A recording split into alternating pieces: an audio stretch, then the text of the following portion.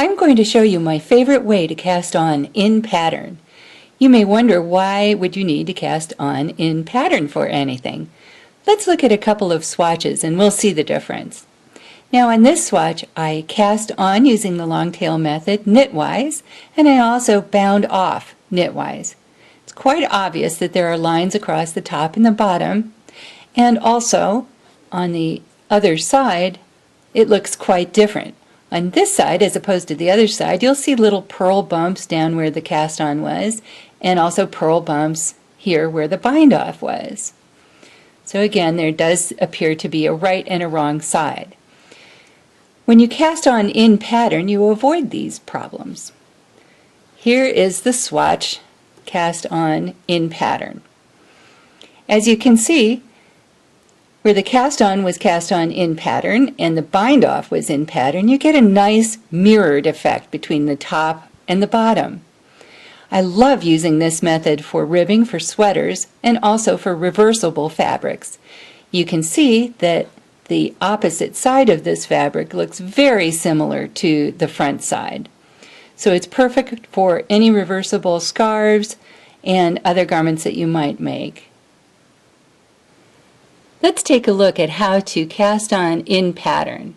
Most of us are familiar with the way to use the long tail method for casting on knitwise, but now we have to figure out how to do it purlwise. Well, I can show you that. You're going to go into the back strand off of the index finger, come below it, and put that on your needle.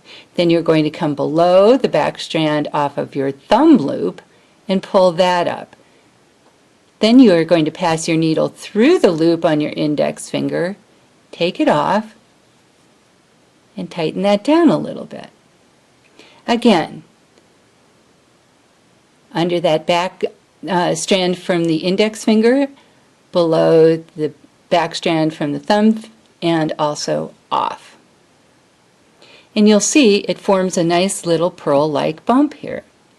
Now for the ribbing that we saw, we are going to knit 2 and then purl 2.